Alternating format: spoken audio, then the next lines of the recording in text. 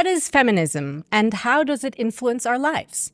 We ask questions that range from the private to the political and all the muddy waters in between. From shallow chit-chat all the way to the really deep shit. So hold on to your drink, sit back, relax, and dive in with Feminism by the Pool. Thank you. Thank you so much for being here and for filling the house again. Yes, second time full house. This is great. Ooh, this is great. My name is Leia. My name's Jane. Yes. And this is the third episode of this format, which is, I would say, a video podcast discourse oversharing performance art piece. The first one we did a while ago, which was about feminism and how it influences our personal lives. And the second episode just happened 1 hour earlier about this book. This wonderful book, Im Spiegelsaal in the Hall of Mirrors by Liv Strömquist, in whose exhibition you are currently sitting. Yes. This is the second time we're doing it with guests. Yep. In one day. Welcome. Please give yourselves a round of applause for being here. Great that you're here. Well done, you. So we are currently here at the Liv Strömquist exhibition. Who doesn't quite know who Liv Strömquist is?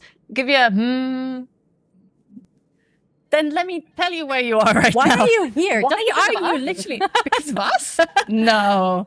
Really? Yes? Oh, so flattering. Oh my God. Okay. Okay. Yes, so Liv give Strömquist, us a bit of bit of background info. A bit of background info. Because we will be talking mainly about this book.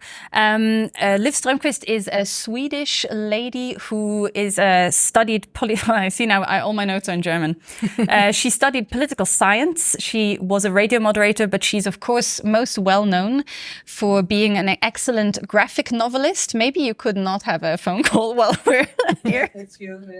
Sorry. A bit distracting. Technical problems has become a... Technical problems, I know the feeling. She's most well known for being a graphic novel artist, as you can see in this exhibition. She's published 5 books, and the last one... the last one is Astrology. This is the one before, right? This is the 5th one, exactly.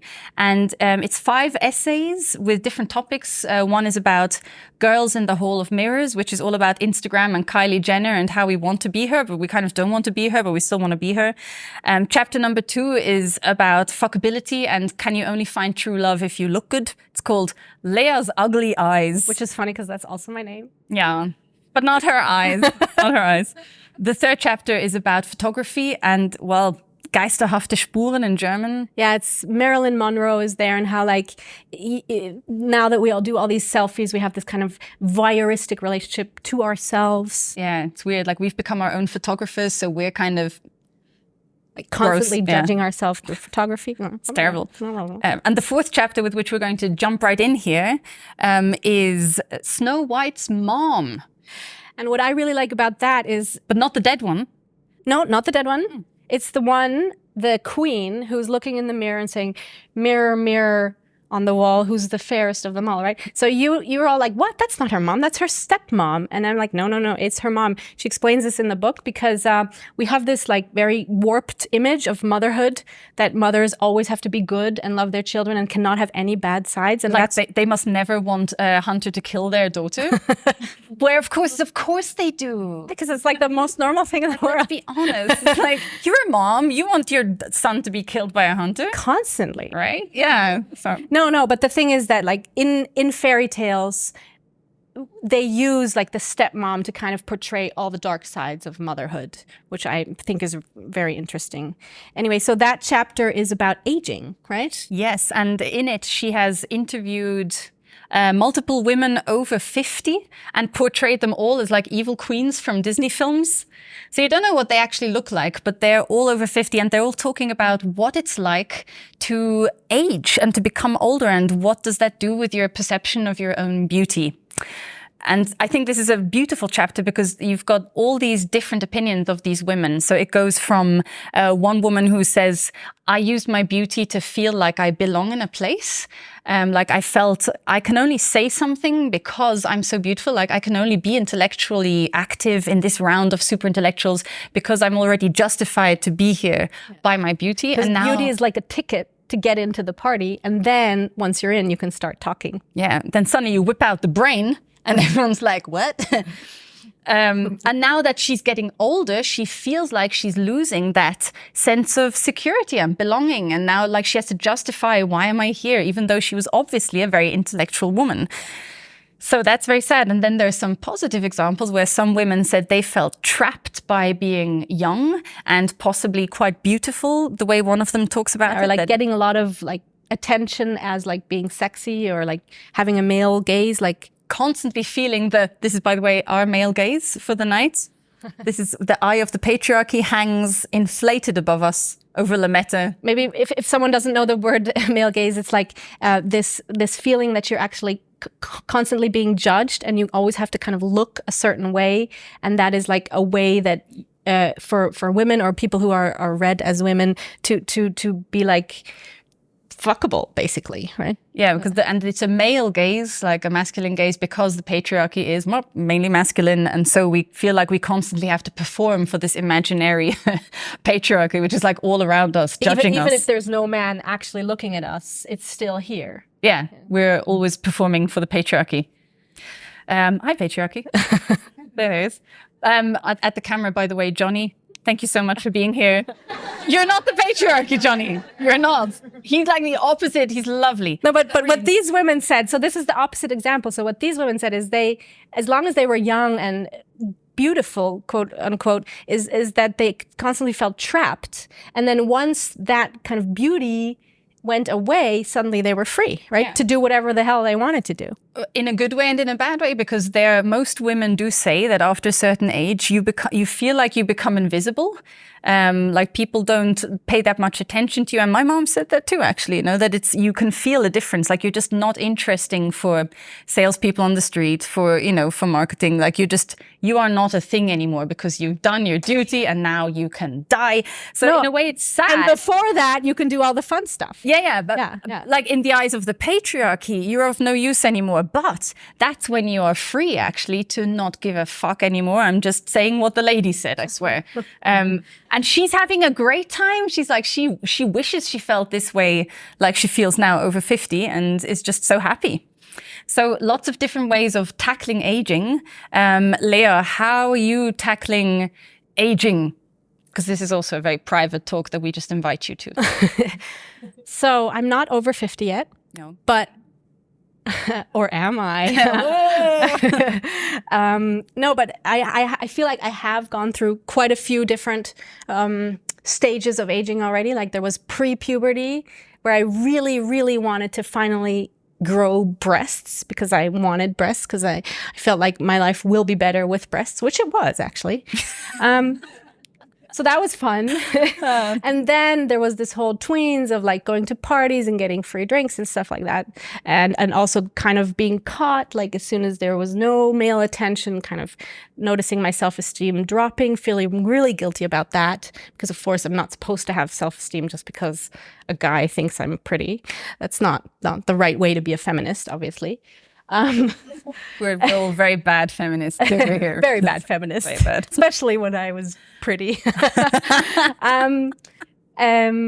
Or like in a very classical, like innocent sense. It's hard to be feminist under 30, I think. And then when I became pregnant, I said this in the last episode, when I became pregnant, this male gaze immediately disappeared. Like, tuck, boom. It was like suddenly putting on the ring from Lord of the Rings, right? Just immediate invisibility towards the male gaze. Like this could also be the Eye of Sauron, right? And it fits very well. Yeah. Oh, it's the Eye of Sauron, just one big male gaze on a hill. Like, has anyone ever done a feminist interpretation of Lord of the Rings? No, it's about time.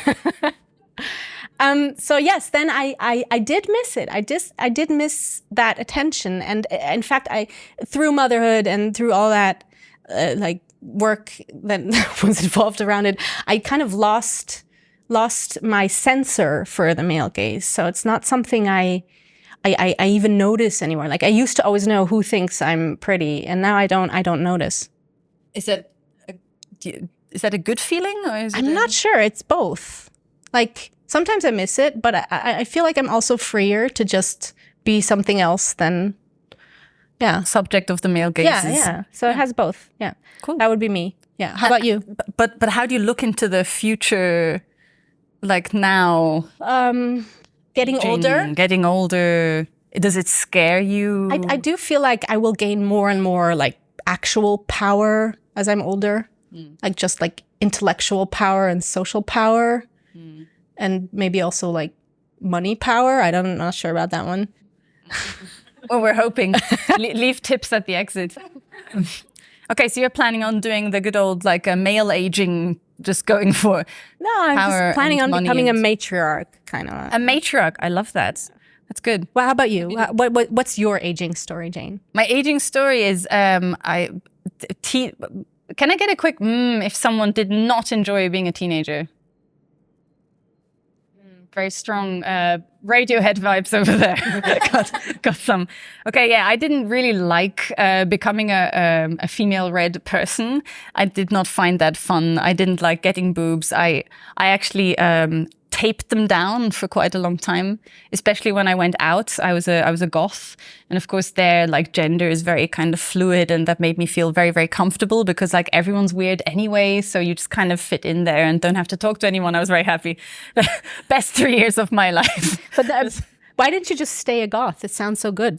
It was very good, but it's just another category, and I did feel trapped by that as a category. Also, just the makeup. I didn't like scaring kids. It's just the only option I had. It's like, okay, compete with all the blonde girls in your class who can actually shave or just become a goth. That was my choice. I was just like, you know what, this is... no. Let them do the woman thing. I'll just go over here and figure things out for a while. So I bought myself a bit of time.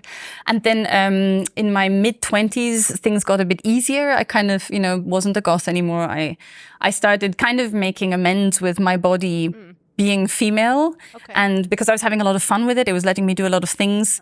I was dancing, making music. I was on stage with you. That was a whole new kind of discovery of being in one's body.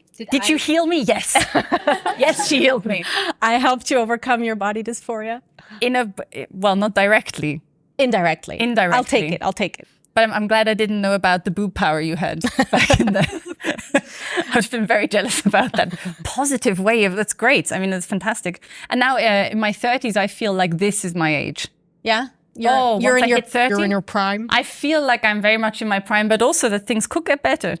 Not in terms of knees or like, organs, but in terms of like just being more self-confident. And how do you see yourself in the future? Like, what is your vision of yourself? Pretty old. I think I'm 70. What's your vision of yourself at 70? Like, I don't know, Uma Thurman. I'm just aiming for, I'm going to wear very nice suits. I'm going to have red lipstick every day and wear very nice suits. I think I'm going to go that direction. So also like power dress. I'm going to power dress. I'm going to be I'm going to have the hair with, the ladies with the hair that goes back. I want to look like I could give you a job. Well, yeah. Even if you're a man and my age, that's my power. Okay, so also like very much like becoming very powerful. Very powerful. Yeah, okay. Because I'm not going to get any prettier. So maybe we'll just... But there was one queen, which, do we even have time? Yeah. So there's one queen, which I really felt caught by this one queen here. It's the Ice Queen. And in Liv Strömquist's book, she really knows how to find things that hurt, because I felt very caught red-handed by this lady over 50 saying, "It makes me so angry when middle-class feminists are angry about women who have their boobs done or their lips done or something, because these could be women who have no other resources except that they might be beautiful. And of course, they're using those resources as good as they can. I would fight," and she uses the word prügeln, which is literally have a fist fight in a bar for my right to have beauty operations. And these self-righteous moralists can kiss my ass. Like us. Like me, especially. I don't know how you stand to beauty operations. I definitely feel judgy about them. You feel judgy? Yeah, me too. It's tricky. But yeah, I'm also coming into age where more and more of my friends actually have done certain amounts of Botox. Yeah, and so now it's like, okay, now let's just go there. And she ends by a beautiful woman can, no matter what her social status, get somewhere. Like beauty is a door opener for them. So in a way, beauty has something democratic. And I was like, okay, she got me at democracy. Yeah. Yeah. So judgy me. Okay. Will be less judgy in the future. So Jane, I think now, because you must be punished for your judgmentalism, and you must reveal in this room to all of these people here your secret desire of having your own operation. So what, if you had to, what would be the thing that you would operate on your body? I feel like at a certain age, I will want to have this chin tuck, you know, because I don't have much, but I've got a profile and I want to keep that profile. Okay. So I'm not adding something, I'm not taking away something, I'm just restoring something to its original state. So in a way it's recycling, it's upcycling, it's and I don't know if I'm going to do it, but if I had to pick one, I feel like that's the one I could go like, yeah. How about you? Yeah, same. Yes, I would also I would get rid of my double chin. Yeah. I admit it. This is really just for you because I'm very much about body positivity, and I make like a big deal out of loving my body the way it is, and like making a big deal out of like not being this thin, and like being very much loving myself with it. No, it's true. You know what I just realized? What? I've been sucking in my stomach the whole time. Really? Yeah. Yeah, see, I haven't. If you just relax, unclench everybody. In case you're clenching, just unclench. I love my I'll show you my belly. Right. Here it is. I love it. I love it. Okay. So, but I would still do my chin if I had to. The chin. Well, yeah, that's pretty good. So okay. We covered that. We've got so much to go through. In the German version, we went through the first half only of the book. We were planning on getting through the whole thing. So you're hearing things now that nobody. So there is something so when you were talking about this goth thing and how then goth became a category and you didn't want to belong to it, I very much thought about this one chapter, which is about mimetic desire.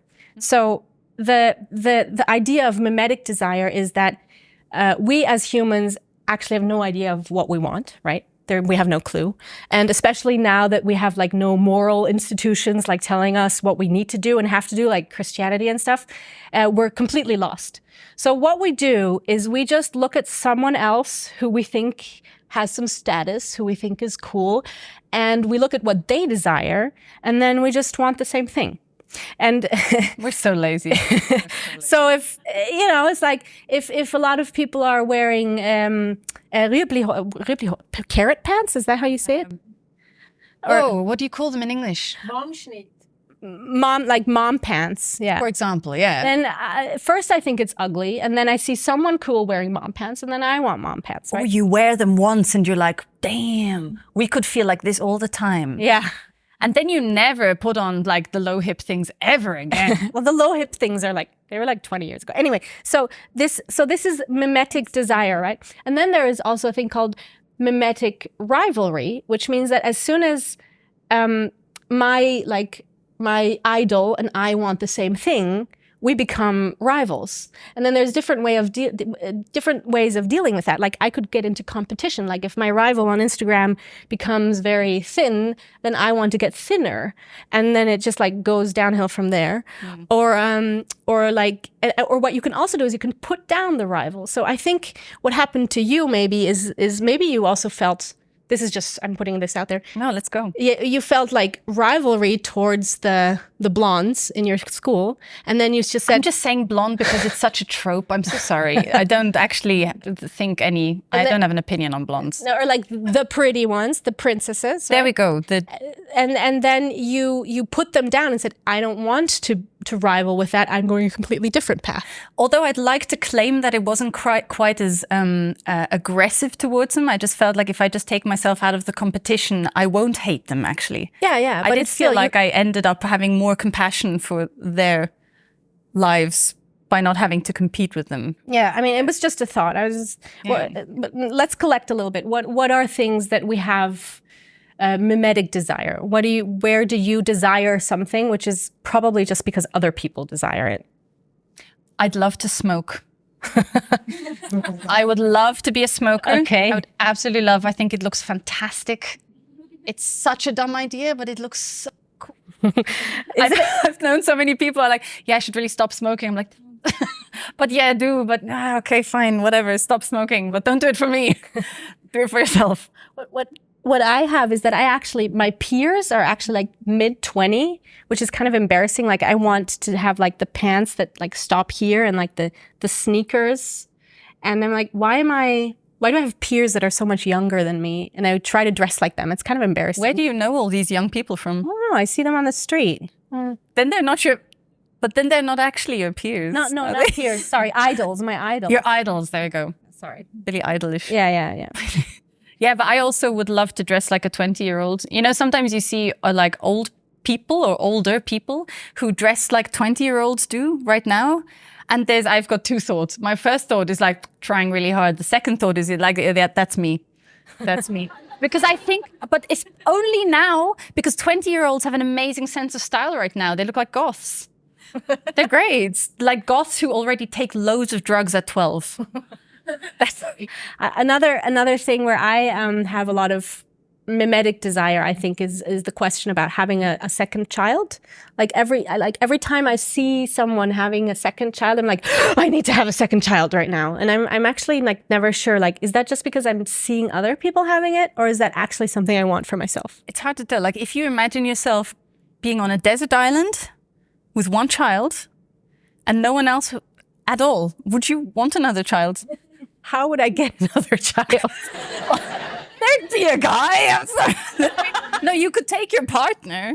Oh, I can take one partner. But it would be just you guys on a desert island. But that's like so out of context. How does that even apply to my life? Okay, fine. I'm just trying to help. I would like a larger apartment because everyone I know has a larger apartment. I don't think I need one. I think I'm actually doing fine in my apartment, but everyone I know has such incredibly gorgeous, huge apartments. How do they get them? Do you know this? I mean, people in Zurich, come on. How does one pay for that? Anyway, I feel like, does no one know what I'm talking about? Everyone knows what you're talking about. Everyone's just too shy. They're just not admitting it. Fall of the patriarchy. Oh no. Don't save it. It's time. It fell. Way. Yay, The ice cream fell again, like in the first episode. A big amount of mimetic rivalry is, I feel like I've got a problem because I really miss my old, really short hairdo. So I've got mimetic rivalry with myself at a previous time. Okay. But I feel like maybe that time should be over. So do you want long hair or short hair? Longer hair or shorter hair? No, I really like short hair, but it feels like all the guys I'm interested in like women with long hair. So I feel like I should have longer hair. Okay. Girls, you know what I'm talking about. Like, it's really hard. Yeah, like, no. You know what? I would be really interested in shaving my head. Like, I want to know what that feels like. I think you could pull that off really well. I don't think I could pull it off, but I still want to know what it feels like. But also, I feel like that is a boundary in my heterosexual relationship that I cannot cross. You know, it's like... For fear of what? I don't know. Like, I feel like I've already pushed the limits of how much femininity I can take away. And that would like be beyond the limit. Okay. Have you talked about this, or it's just your feeling? It's just my feeling. So I can't say it's true. It's just a feeling. Like, I mean, similar to you also are doing your hair because of guys. Yeah, definitely. And also, I don't know if any other feminists in the room know this problem, but when you're dating a new guy, you need to kind of figure out what's their take on body hair. Like, I usually have a very casual moment of, so what's your take on female body hair, while cooking or something? Just like, don't make it a big deal. Just kind of drop it and see how it lands. And if they're not 100% euphoric, I make compromises. So how like if the answer is like, yeah, I think everyone should do what they want, then it's just like, okay, now I have to choose leg hair or pit hair. Because I feel like both is then too much. And do you have like, when do you choose leg hair and when do you choose armpit hair? Well, I kind of alternate and see if I can find a difference. I don't know. So, okay. So let's do another little game. Like, what did you shave for tonight? What did I shave for tonight? Very little. Very little? Yeah. I think I shaved for something else recently, and that's why I didn't really shave for tonight. Yeah. Which is why I'm sitting like this. People in the audience have just seen that Jane probably hasn't shaven the intimate area between her legs. I wonder if they're like so embarrassed right now, or if they're still with us. Well, they don't really have a choice. It's so obvious if you'd get up and leave. But just think, this is like the one time in your life you have to think about this afterwards. You can just take the blue pill or the red one. Who knows the Matrix? Okay. So that was our We're not talk that about old yet. hair. Hair can end a relationship. It can. Isn't that weird? How can hair end a relationship? Like, how much hair would a guy need for the woman to be like, you know, this is too much hair? Like, how long would the beard have to get? Like, how many dreads? Like, You know what's actually, I have another funny story with that. During COVID, and then we'll go to something more consumable. less hairy? During COVID, I let my chin hair grow. Like, hum if you know the problem of chin hair. Person? Okay, I'm the only person in the world who has chin hair. No, it is a thing. I have heard about this. It's okay, it's very personal. Anyway, I let it grow once, and then I put one photo of it on Instagram. And then about 2 years later, I got like an invitation to do like a talk about female facial hair, but I didn't go. Did you hashtag female facial hair? How did they find you? I must have hashtagged something. Hashtag chin hair. So if you want to be invited to talk shows, no matter what you post, just hashtag chin hair. Which brings us over to Instagram again. Give me a if you use Instagram kind of for business, like you are promoting yourself or a company or something you're invested in. Okay, give me a hum if you're like private. It's just you privately, your dogs, your food, your holidays. More private Okay, Instagram people. That's good because I'd like to know. Are you stressed? Give me a by Instagram. No. Not so stressed, huh? Whoever gets pressured by the feeling of, oh, what am I going to post? How's this going to be for other people? It's not working. They're better human beings than I am. Now this is awkward. The What I audience found has most good interesting about self-confidence. Instagram, and then we can wrap it up, is that she talks in here about like the difference between what's the German word? The English word, between das Schöne, the beautiful, and das Erhabene. Like, what's the English word for that? Majestic. The majestic, let's call it. So, and there's one theory in there that says like, something beautiful is just something positive, right? It's just something that you can like without thinking about it. And the majestic is something that also includes the negative. Like, it's something that you kind of rub yourself against, or that you have to like think about. And the theory is that on Instagram or on these profiles, there was always only the beautiful thing, only the thing where you don't like have to think about, and that's what gives you the quick like. That's Something that evokes zero negative reactions from you, like a nice like hummus, like a really nice picture of a hummus. Hummus. I have lots of negative feelings about hummus. How could I pick the one thing? What's your negative feeling about hummus? If it has the one thing in it I don't like. Fruitschuim. Yeah, that. Oh, okay. Okay, so not hummus. An avocado toast. Yeah, something beautiful. It's fine. Are we going into this one? Or I don't know where we're going. Maybe we should ask the audience. Audience, where are we going? Have you had any thoughts so far on all the things we've talked about, which was mostly hair? On body hair, on aging, Liv Strömquist.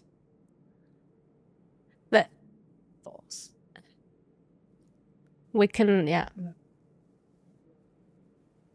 There was your Instagram. 100 years of Instagram? What did we have over there? Is that a threat? But I'm not yet 100 years. No. I wouldn't have thought so. That's okay. So would anyone over 50 like to share their experience of being over 50? It's getting better. Getting better and better. Better and better. What's better about it? Yeah, I have the same feeling that you're not seen anymore. So you can behave badly. You can behave badly. Like freaking out if somebody is not nice to you, or if they're at school. Just say your honest opinion. Yeah. Do you have to perform less now?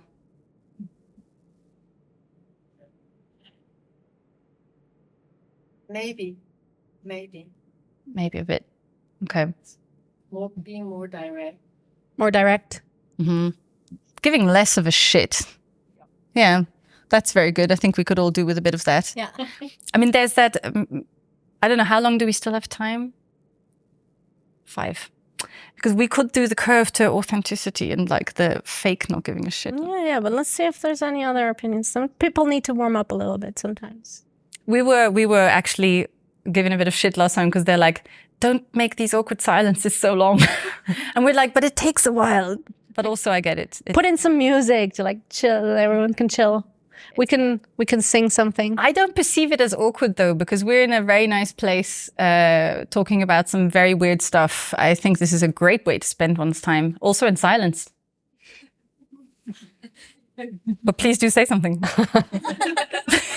Maybe. Yes. Can you have the microphone? Sorry, we had a microphone. Well, obviously I'm not over 50, but funny thing is actually in my teenage years I was so jealous of women over 50 because they had such a powerful aura and they were like just impressive, but what they learned, what they experienced, they just standing there with their character, and they had like I don't know if you know what I mean, but like some women over 50 have like a very impressive style, like they keep some elements of themselves but on a different level. Like it's still they don't necessarily dress like typical old women, but like still like with grace, and I found it very impressive. Like, and I was actually very jealous of just having that kind of freedom, because like growing up on one hand, for example, like my dad would love to keep me like, just wear a plain t-shirt, wear like loose pants or something, please don't be too feminine. My mother on the other hand said like, you're never be gonna this beautiful again. And my grandma said, yeah, you know, you're like smart and beautiful, that's fucked up. Just in a room where they don't take you seriously, just act if you're stupid. And at one point when you feel like, now I can show my brain, like you said before, do it, go for it, like use it as a tool, and just use that kind of perception, which is not that, wie sagt man unterschätzen? Not taken seriously. Yeah, just use the fact you're not taken seriously and use it for yourself, and then just surprise them. See if I understood correctly. So your grandma said it's fucked up. Unterschätzen. It's fucked up to be smart and beautiful. So just be Pick a beautiful side. and dumb. Like her advice No, was to. she was like, just act if it's like strategically good for you. Like not always, but like when you feel like it could be useful, because otherwise, like, for example, especially men could feel like intimidated, which is not a very nice thing to do. Just, no, it's so not nice. Just act a little stupid and then you can come with some good ideas. But like make the opening a little easier. I mean, our grandmothers did come from an interesting generation. My grandmother said, like, why would women need to vote? Because I married this guy whose opinion I share and he votes, right? And I was like, yeah, but what if you're not married? That's not an option. It was very much about finding the man. And I don't know if he had her opinion or if she was like using like, oh, I think maybe we should do, like maybe she was acting dumb to get him to vote. Like it makes me think, how did she behave towards him in her youth? It was also like a different time, like women did not have the same rights they do now in the 50s. It was true. They could not vote by themselves. They couldn't have a bank account. Our mothers didn't have the right to have their own bank accounts. Crazy. It's better now. There's still a lot of work to do. It would be nice to just go into a room and be beautiful and smart, and it's fine, right? Yeah. Like we're playing very dumb for you guys right now. We are way smarter than this. We're like, I don't know, this book. Like, we're Right. using this all. Anything else you wanted like to share? All right, then I'd say that's a wrap. What do you think? I think I'd like to ask one question Okay. to any man or male read person who feels comfortable answering. there's a part in this book which I didn't agree with. And it's a theorist called Camille Paglia. She writes over women who get sad by seeing a more beautiful woman. She says, what a ridiculous attitude to take. When men watch sports, when they watch football, they never say, boo-hoo, I'll never be that fast or strong, sniff. And when people look at Michelangelo's David, do they afterwards commit suicide? No. Do you know what I mean? When you see a strong person, a fast person, you have to say, wow, that's fantastic. When you see a beautiful person, you should say, how beautiful. You should say, what a beautiful man, what a beautiful woman, what amazing boobs. And the thing I'm interested in is her claiming that men have less mimetic rivalry. So men, if you watch football, do you literally never feel like, oh, fuck, he's a lot faster and stronger than me, or could be a problem in my life? It's like the comparison is with like women feeling bad about themselves because they see other women who are more beautiful or like more thin or something like that. And the theory is that men don't feel bad about themselves. They just have joy. And they're just like, yeah, dude. Like, is that really? Do you never get like insecure by looking at other guys? Of course. Can we get one guy the microphone? Okay. No, speaking of beauty, then I'm definitely getting jealous of other guys. Okay. Like when you see them, you're like, oh, he's much more beautiful than I am. Yeah, of course. Yeah. And is it connected to any kind of body attributes, like muscles or? Yes. Like, yeah. Okay. Muscles is a good Hair? example. Hair, yeah. Is it a hair? Hair. I don't know. In my case, muscles. Okay, so does one talk about that in the guy groups, in the cis male groups? We don't talk that much in general. No. It's yeah, it's a good point. No. Okay. No, not really, actually. So she's wrong. Camille Paglia is wrong. No, but you don't have this like, I don't know how to say this, like this general eye watching at you that is kind of a higher power than you're part of. So that's a big difference. Okay, so it's more like a private suffering, Yeah. which you can still avoid by doing well in other areas. Yeah, Possibly. I'm not watching any Johnny Depp movies. So you don't feel constantly watched and judged at all times? I do, but it must be way less than It must I be what? imagine. It must be less. Must be this. Okay, that's very nice of you to assume, but the patriarchy does harm everybody. So we must all fight it together. We must all fight it together. But I'm happy to hear that mimetic rivalry and jealousy can be just a general human thing and not necessarily, I think. Yeah, that would be my guess too. you know, we just also have the structural pressure of, well, I don't even want to compare it. Thank you for sharing.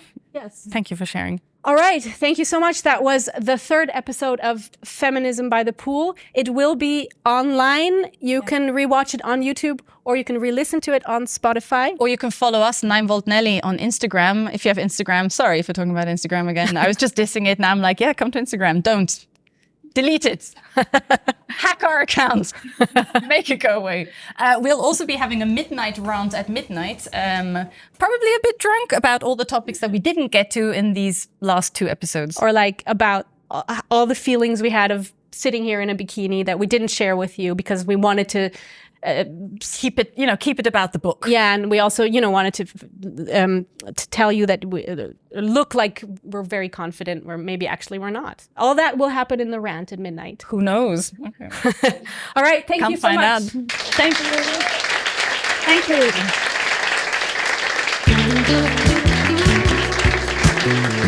you.